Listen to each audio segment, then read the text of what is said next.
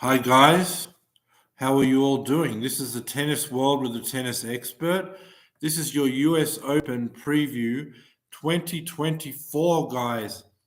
I am your tennis expert. I'm going to break down everything related to the US Open with you guys. So I really hope that you guys are going to enjoy this. And I've not done Cincinnati or the Canada Masters 1000. So I'm going to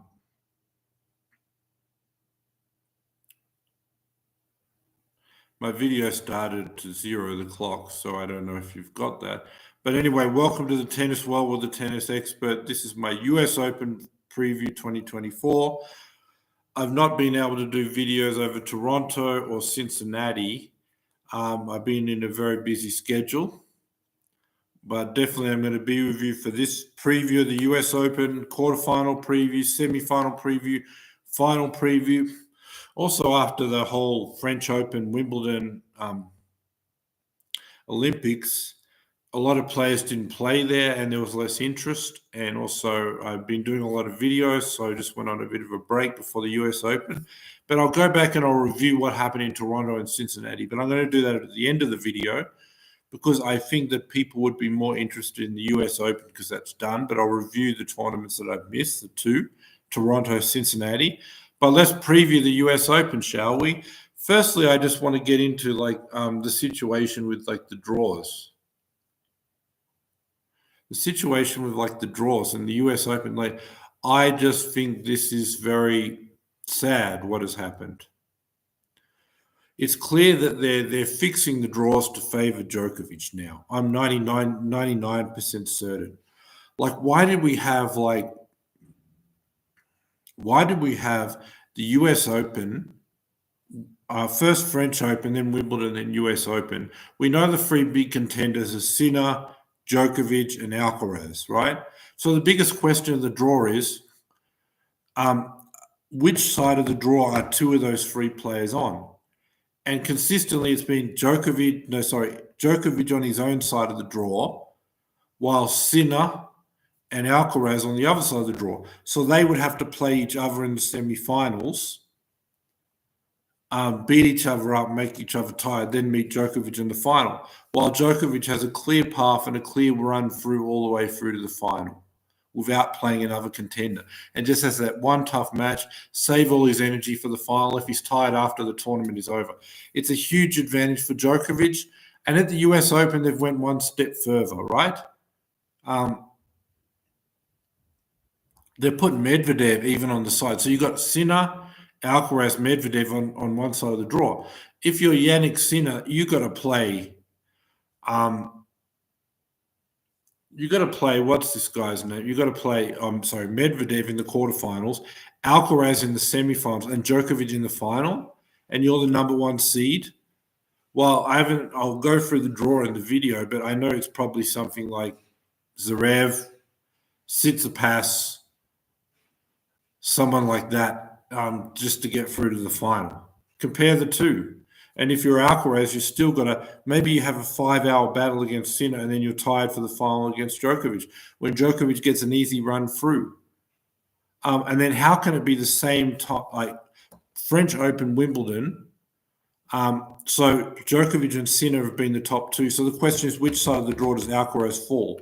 And it's a 50-50 chance. So how come it's happened 3 times in a row where Alcaraz has fallen on Sinner's side of the draw and Djokovic gets his main two contenders on the other side?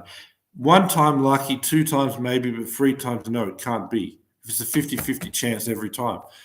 According to the odds, it's about a 12.5% chance that Sinner and Alcaraz could be on the same side of the draw at the French Open, at Wimbledon, and now again at the US Open. So I think 99% they're fixing the draws to favor Djokovic, I would say. I can't prove it because I'm just looking at the likelihood, the fact that it happens all the time, but I can't know how they do the draw or the process. That's why I say not 100%, but statistically, there's a 12.5% chance of Sinner and Alcaraz being on the same side of the draw at the French Open, at Wimbledon, at the US Open. So I just think they're trying to help Djokovic win. Unless he's a very, very lucky man, 12.5%. I guess it's possible, but it's beyond this year. He's been getting good draws for years. And before that, there was a time where Federer got all the good draws until about 2019.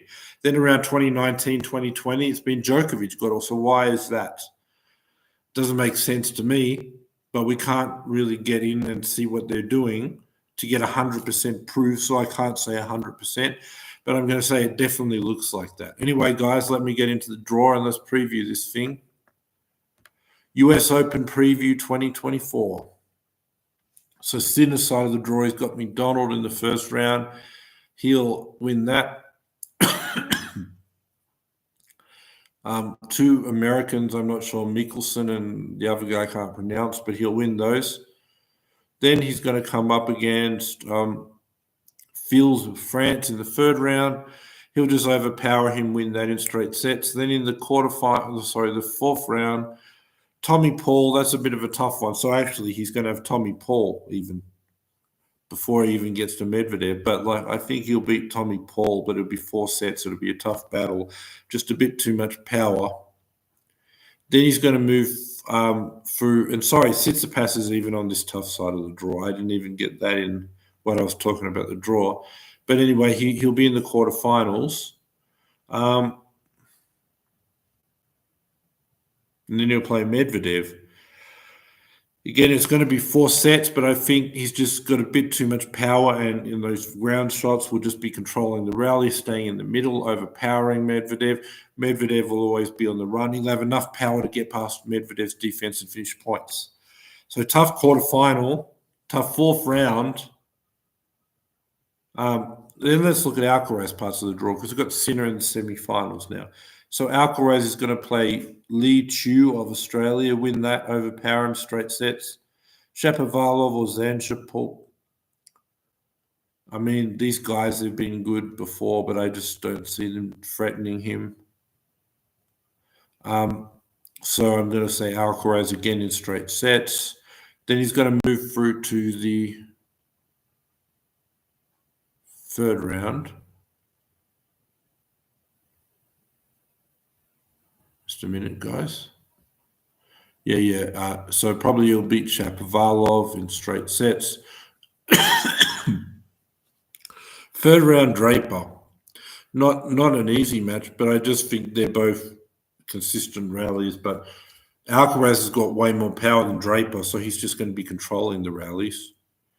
And it'll be straight sets. Maybe some of the sets will be close, but just Alcaraz controlling most of the points and winning in straight sets. But I don't think that's an easy third round. But yeah, he'll be good enough to win 3 sets, straight sets where they're all close. Korda. I don't think Korda's been doing anything for a while. Like, he could use the serve, the power, rush, take the time away of Alcaraz. That's the best way to beat him. But I don't think he'll be consistent enough. I think Alcaraz will get the returns back in play, get him into rallies, and just move Korda around. The problem is Korda's got the offense and not the defense, but Alcaraz has both. So when Korda's in control, it'll be hard to finish the point. He'll go for too much power near the lines and make errors. But then whenever Alcaraz is in control, it's easy to finish the points. He's got the power and his opponent is slow. And then the big serve of Korda, a great serve for Alcaraz. He'll get it back, force him into rallies, move him around, expose his lack of movement. And then when Korda's in control, sometimes he'll have trouble getting it past him and go for too much power near the line and make errors. Excuse me. But again, I think it'll be straight sets, but they'll be all close. But then too many returns in play, too many times where he has to battle in rallies on his own service game. And whenever Alcaraz gets in top of the rallies, doesn't have the defense, and when Korda's in control, struggle to finish the point, going for the lines, just get past Alcaraz's speed and making errors. So Alcaraz will win that one and move through to the quarterfinals. And in the quarterfinals, he will play Hubert Hurkacz. I think Hubert Hurkacz, again, he's got the power, the rush Alcaraz game. But again, I just think Alcaraz will get too many returns in play, like with his previous opponent.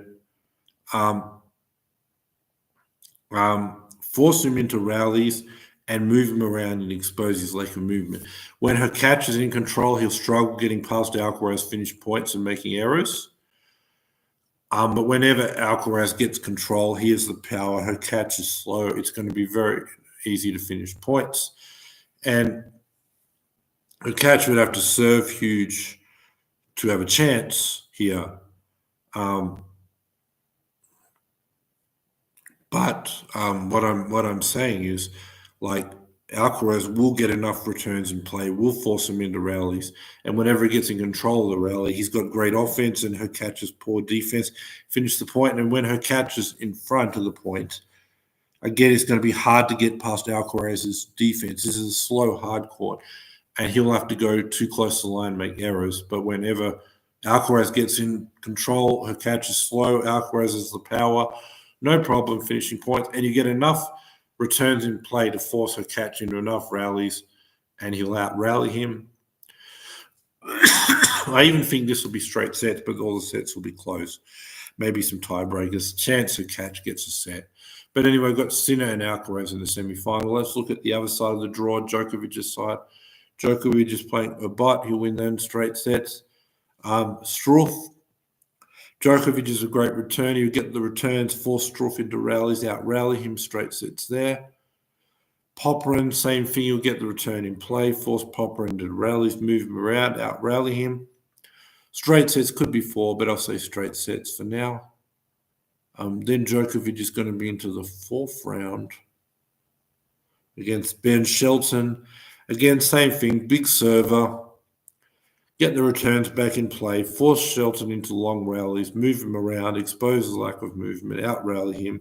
Shelton will have to get into too many rallies because Djokovic will return his serve so well.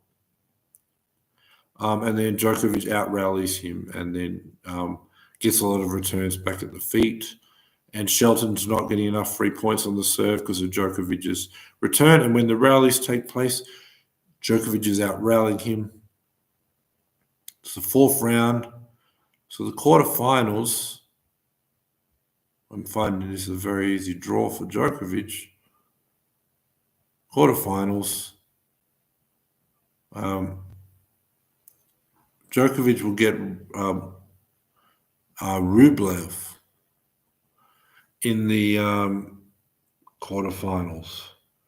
Rublev really could cause him problems on this slow hard court. Rublev has maybe a bit more power consistently on the ground strikes. He could control the rallies and he could push Djokovic around and consistently do it to actually beat him. But I think he's usually nervous and mental against Djokovic and goes for too much power near the lines and make errors. And a lot of the time, Djokovic targets his backhand, which isn't as strong, moves him around. His movement isn't quite what he'd want. And going into the backhand, moving him around. And then the fact that Rublev is impatient, goes for too much power and misses. Rublev will overpower him in one set and out-rally him, but Djokovic will move him around, expose the lack of movement, target the backhand, get the errors from Rublev, win this in 4. So then Djokovic is in the semi-finals. And I'm just going to say, I'm looking at Zverev's part of the draw. I'll go through this quickly. He's got Martia, he's got Mueller. He'll win all of those. Cerundolo,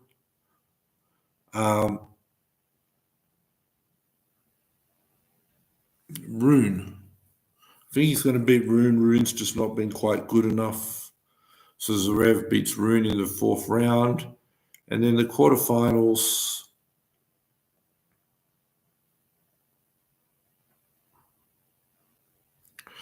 Casper Ruud. I think he'll overpower Casper Ruud and rush him. And Ruud won't have enough time to sit up in the forehand. He'll always be rushed and overpowered and pushed around.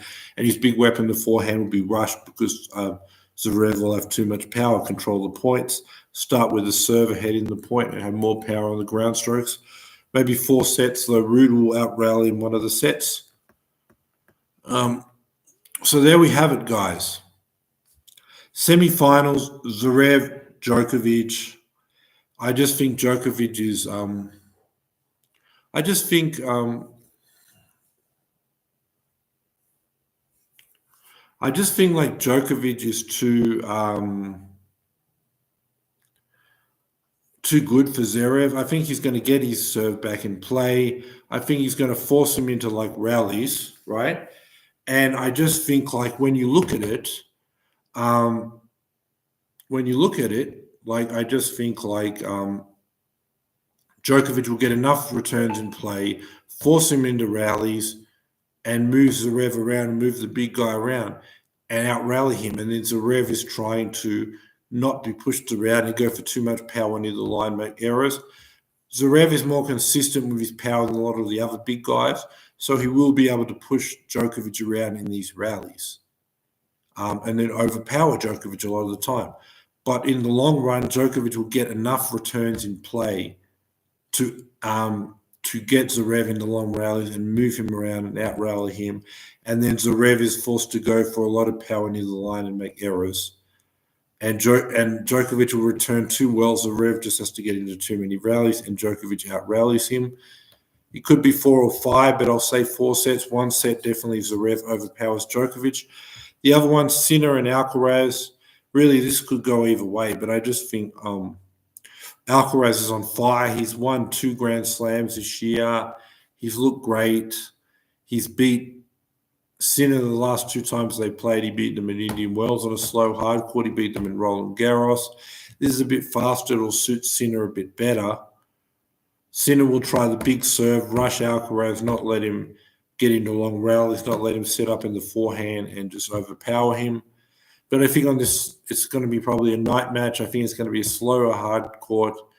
And I just think it'll be very hard for Sinner to get through this court and finish points through Alcaraz's defense. And that's going to be a bit of a problem. And he's going to have to, a lot of the time, go for a lot of power near the line, make errors. While Alcaraz will have time to set up on the forehand. And once he does, he has enough power to get through any court against any defender. Sinner's not the fastest guy in the world, and this is not even clay anyway.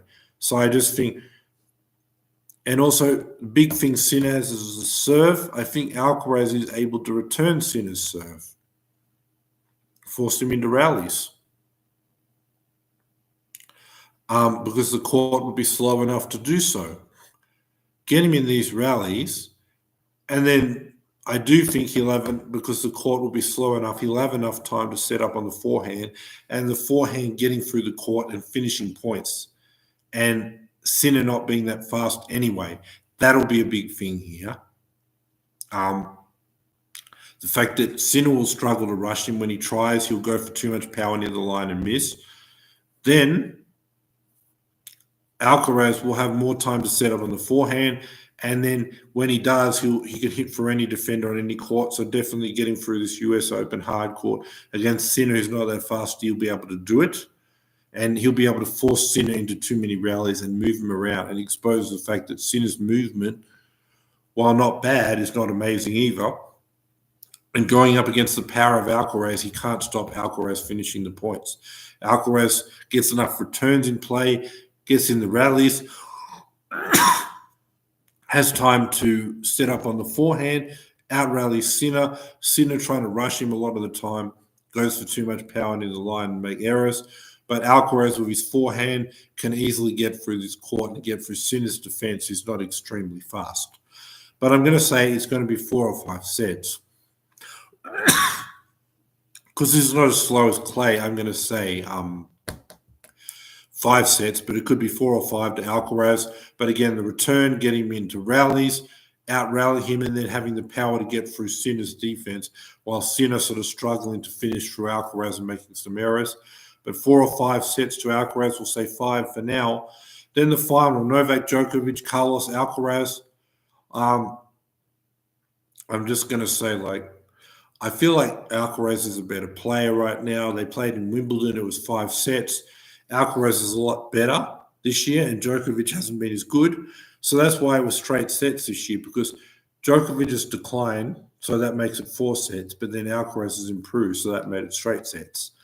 The Olympics, it wasn't – I don't really count that very much as far as for this match, because firstly, That's Djokovic's last chance ever to get an Olympic gold. So the desire was crazy. Alcaraz has taken Wimbledon from him 2 years in a row. If he took the gold medal from him, he'd be finished. And it's his last chance. He wanted it bad. But whereas Alcaraz had this feeling of satisfied, I'm satisfied. I just won the French Open. I just won Wimbledon. Maybe I'm more satisfied. I'm going to have many chances to win the Olympics. And I just think if you win the French Open and then you have 3 weeks, and then 3 weeks later, but you're 3 weeks between slams, then you play another Grand Slam on grass, totally different surface, and then you win that. And then you have 2 weeks, and then you have to go back to clay. By that time, by the final, you're going to be so exhausted, and you can't afford to be a bit exhausted because you're facing the best version of Djokovic. This time it won't be like that. They're both equally rested. They both want it the same. It's not Djokovic with that extreme motivation, last chance to win a gold medal. And anyway, even if it's unlikely from Djokovic's side he can reproduce what he did at the Olympics because he's not done it. And he would need to be playing for his last chance of the gold medal to have that motivation, which he won't be. But even if he somehow does it, Alcaraz was tired and Alcaraz was on and off. So even if Djokovic repeats that game, the score was 7-6, 7-6. So Alcaraz just has to improve a few points at the right time to even beat Djokovic at that level. And I think that Alcaraz will improve because he was on and off that day and he was tired. So that's just having to improve a few points to beat Djokovic's level in the Olympic gold medal match. You know, and because Alcaraz wasn't that great that day, I think he should be able to improve a few points to beat Djokovic on that Olympic gold medal level. But then I don't think we'll be able to see Djokovic repeat that because he won't be playing for his last chance at Olympic gold. So from Djokovic's side, I don't think he can repeat that. And then even if he does, Alcaraz was off in the Olympic gold medal match. And if he brought his Wimbledon final level, all he would have to improve is a few points, and he beats Djokovic at that extreme best level, which I think he can do. But then from Djokovic's side, he probably won't even be able to repeat that level because he won't be playing for his last chance of Olympic gold. And I just think this slow US Open hard court, it's not been one of Djokovic's best Grand Slams, and him having trouble getting through the court, finishing points, rushing Alcaraz on the forehand, it's going to be a challenge. But for Alcaraz, he now has time to set up on the forehand. He has this big weapon, and now he has the power that he's not rushed to get through with his forehand, Djokovic's defense, and finish points. For a start, he's got a bigger weapon to get through this slower court and finish points. Secondly, Djokovic is not as fast as him. So with that huge power, and with Djokovic not being as fast as he used to, easy to finish points. But then Djokovic doesn't have that huge forehand weapon, so that makes it harder to finish points. But then Alcaraz is even faster than him. So with Djokovic, it's no huge weapon against an extremely fast guy, hard to finish points. But when Alcaraz is in control, it's a huge weapon against a guy who's not as fast. So, and I don't think Djokovic can rush Alcaraz on the forehand. And I just think it'll come down to that. Both good defense, both good rallies. Alcaraz matches Djokovic on the backhand to backhand. They're pretty equal. Sorry, guys. The return of serve. The defense that Djokovic has, which is strength, is stronger. But then the forehand is where he really goes over the top. And then when you're in positions where neither guy can finish the point and you need a touch shot, you need to come to the net, you need a drop shot. Alcaraz is better at finishing the point that way, but better finishing with power with a big forehand. And Djokovic has less speed and defense than Alcaraz to resist. I do think it could be 4 or 5, but I'll say 4 for now. And I just think the main thing is going to come down to the finishing of points and the fact that Alcaraz has an easier time because Djokovic is not as fast as him, has an easier time because he's got a bigger weapon, a forehand to finish points. And then when he can't with his power, he's got the touch shot, where Djokovic less volleys, less touch shots, and less a big weapon, and Alcaraz is a bit faster. And I just think, and then Alcaraz, he's just won all these Grand Slams. Wimbledon final was another day at the office. I don't see why he wouldn't play like that again here. But Djokovic is coming off surgery, so it'll be better. So it'll be 4 sets instead of straight sets. But I predict him to play another match like the Wimbledon final with no nerves, just playing great. And I think Djokovic will be better than that day, but not good enough to win and not good enough to even make a 5th set, but better than straight sets. And Alcaraz will just beat him, but it's going to come down to Djokovic and Alcaraz matching each other in most areas, but Alcaraz going over the top with the touch shots on the forehand and winning this in 4 sets.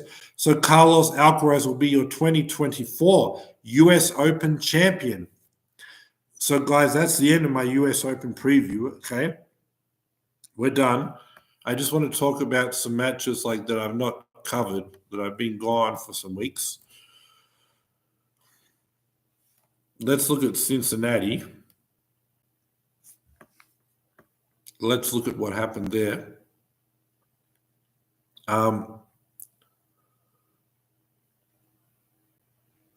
So, in the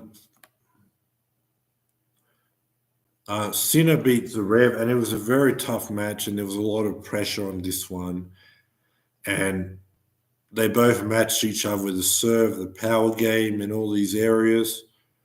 But it just came down to who was a bit better in the pressure moment. Sinner won, and then Tiafoe beat Rune. And then in the final, Sinner just overpowered Tiafoe 7-6, 6-2. Too good. So Yannick Sinner is your Cincinnati 2024 champion, guys. So great job for Sinner. But the Zverev match, Zverev and him, they match each other. Power, defense, consistency. Just a bit better under pressure, but then he's overpowering Tiafoe and he's winning Cincinnati. Great job, Yannick Sinner, going into this US Open. So let's now look at the Toronto, the Canada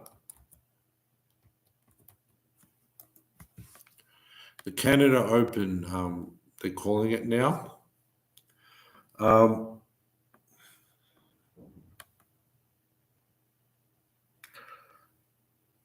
So the semi-finals, Rublev overpowered Amardi 6-4, 6-2. Popyrin beat Korda. And then, okay. And then the final was Rublev and Popyrin, and the Australian Popyrin just overpowered Rublev with a big serve, too much power, too good for Rublev. So that's it, guys. Popyrin takes out Toronto. Cincinnati is taken out by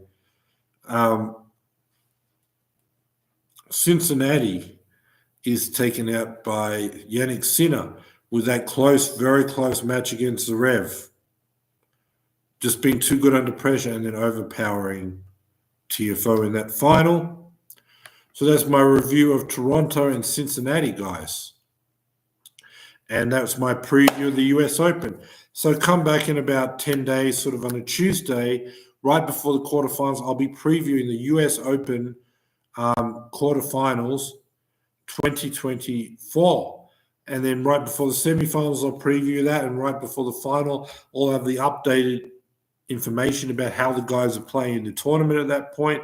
It'll be set who's in the matches, and I'll preview the quarterfinals right before them, semifinals, final. Come back in about 10 days for my US Open quarterfinal preview, but also I'll do a semifinal one and a final one. So see you guys in 10 days for my US Open quarterfinal preview. Subscribe, bell notification, thumbs up. Have a great day, night, wherever you are in the world. And really subscribe, guys, and hope to see you in 10 days for that quarterfinal preview of the US Open. See you guys. Thanks for being with me. See you in 10 days. Don't forget to subscribe. Bye for now. Give me the thumbs up and the bell notification. See you guys in 10 days. Bye for now.